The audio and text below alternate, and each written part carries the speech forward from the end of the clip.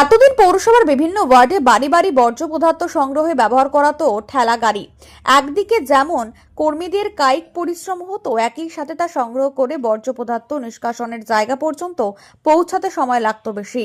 এবার থেকে আরো দ্রুত বাড়ি বাড়ি বর্জ্য পদার্থ সংগ্রহ এবং তা নিষ্কাশন করতে তারকেশ্বর পৌরসভার পক্ষ থেকে পৌরসভার 15টি ওয়ার্ডে একটি করে ব্যাটারি চালিত গাড়ি এবং মন্দির এলাকায় বর্জ্য নিষ্কাশনে আরো একটি গাড়ি ব্যবস্থা করা হয়। তারকেশ্বর পৌরসভার প্রাঙ্গণ থেকে আজ তার শুভ সূচনা করা হয়। উপস্থিত ছিলেন পৌর চেয়ারম্যান উত্তম কুণ্ডু, অন্যান্য কাউন্সিলরগণ ও পৌর আধিকারিকেরা এবং সাফাই বিভাগের কর্মীরা। পৌর চেয়ারম্যান উত্তম কুণ্ডু প্রতিটি ওয়ার্ডে সাফাই বিভাগের হাতে কর্মীদের হাতে একটি করে গাড়ি তুলে দেন। এই বিষয়ে পৌর চেয়ারম্যান উত্তম কুণ্ডু জানান, চেয়ারম্যান হয়ে আসার পর থেকে তারকেশ্বরকে আবর্জনা মুক্ত শহর করার ডাক দেন তিনি। সেই মতো এখনো কাজ করে চলেছেন তিনি। এবার বর্জ্য পদার্থ সংগ্রহ এবং তার দ্রুত নিষ্কাশনের জন্য প্রতিটি ওয়ার্ডে একটি করে ব্যাটারি চালিত গাড়ির ব্যবস্থা করা হলো বলে তিনি জানান। এতে আরো দ্রুত কাজ হবে। একই সাথে তিনি জানান, গাড়িগুলি আধুনিক জিপিএ সম্পন্ন এবং মাল ধরার ক্ষমতা বেশি। একই সাথে পচনশীল বর্জ্য পদার্থ এবং অপচনশীল বর্জ্য পদার্থ পৃথকভাবে রাখার ব্যবস্থা আছে। ফলে আরও বেশি পরিমাণে বাড়ি বাড়ি গিয়ে বর্জ্য পদার্থ সংগ্রহ করতে পারবে কর্মীরা। পাশাপাশি তিনি তারকেশ্বরবাসীর উদ্দেশ্যে জানান, রাস্তায় আবর্জনা ফেলবেন না। রাস্তা ধারে পৌরসভা থেকে দেওয়া সবুজ বক্স এবং নীল বাক্সে আবর্জনা ফেলুন। হুগলি থেকে সমীর দাসের রিপোর্ট, ওয়ার্ল্ড পাবলিক টিভি।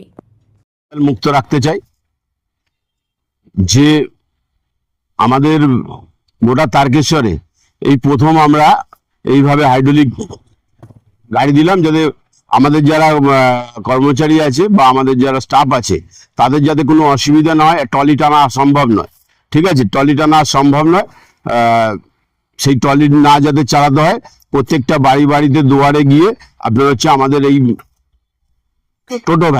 টোটো পৌঁছে যাবে। সেখান থেকে মানুষের কাছে আমরা আবেদন রাখবো যে আপনারা রাস্তাঘাটে জঞ্জাল ফেলবেন না, বা দুটো পার্ট করে ফেলবেন, একটা ভেজা আর একটা শুকনো, দুটো করে ড্রাম। আমরা একটা পুরোটা হাইড্রোলিক সিস্টেম করা আছে, মানে আমাদের লোকেরা তুলে নিয়ে গিয়ে ওই ড্রামের ভিতর ফেলবে, ফেলে আর কোথাও বাইরে রাস্তাঘাটে ফেলবে না, সোজা যাবে একদম আমাদের ভ্যাটে। সেই ভ্যাটে গিয়ে ডাইরেক্ট ফেলবে। এই গাড়িগুলোতে কত কেজি পর্যন্ত মাল সংগ্রহ করতে হবে? দেখুন, মেলার সময় তো একটু বেশি নেবে, এমনি সময় 300-350 কিলো মাল নিতে পারবে। কতগুলো এই গাড়ির ব্যবস্থা করা হবে? আমরা 16টা গাড়ি প্রথমে করলাম, একটা করে পার ওয়ার্ডে একটা করে গাড়ি দিলাম, আর একটা গাড়ি রাখলাম আমরা, যদি কোনোটা খারাপ বা কিছু হলে তো সেটা সঙ্গে সঙ্গে ওখানে ডেলিভারি দেওয়া যায়। এবং পরবর্তীকালে যে ওয়ার্ডে 2-3টে করে লাগবে সেই ওয়ার্ডেও আমরা দেবো। এতে এই যে বর্জ্য সংগ্রহের যে আধুনিকরণ, এতে কতটা উন্নতি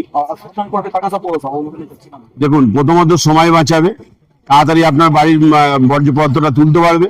শুধু তাই নয়, মানে সময়ের সঙ্গে সঙ্গে আমাদের যে সময়ের পরিবর্তন হচ্ছে, সেই পরিবর্তনের সঙ্গে আমরা গাভাসী। আমাদের মুখ্যমন্ত্রী মমতা ব্যানার্জি বলেছে যে মানুষের সাথে মানুষের পাশে কাজ করতে, সেই তারকেশ্বর মিউনিসিপ্যালিটি সেই অনুযায়ী কাজ করছে। আপনি চেয়ারম্যান হয়ে আসার পর তারকেশ্বরে এই জঞ্জাল মুক্ত পরিবেশ অনেকটা উন্নত হয়েছে, তবুও দেখতে পাওয়া যায় বেশ কিছু জায়গায় যেখানে সেখানে নোংরা আবর্জনা থাকে এবং অসাধু কিছু ব্যবসায়ী থাকে, তারা এইসব রাস্তায় আবর্জনা ফেলে দেয়। তাদের উদ্দেশ্যে চেয়ারম্যান হিসেবে আপনি কি বার্তা দেবেন? দেখুন, আমরা আমাদের নির্মল বন্ধু যারা আছে বা আমাদের যারা কাউন্সিলর যারা সবসময় চেয়ারম্যানের সঙ্গে থাকে, পাশাপাশি কাজ করে, তারা কিন্তু প্রত্যেকটা ওয়ার্ডের উপরেই নজর রাখে যে আগামী দিনে যাতে আরো পরিষ্কার আরো পরিচ্ছন্ন থাকে। সেটা নিয়ে আমরা প্রথম থেকে, যেদিন থেকে আমি বসেছি সেদিন থেকেই আমার চিন্তা ভাবনা ছিল যে এইভাবে তারকেশ্বরকে আমরা পরিষ্কার পরিচ্ছন্নতা রাখবো। অনেক ব্যবসায়ী দেখা যায় তাদের দোকানের আবর্জনা রাস্তার মধ্যে ফেলে দেয়,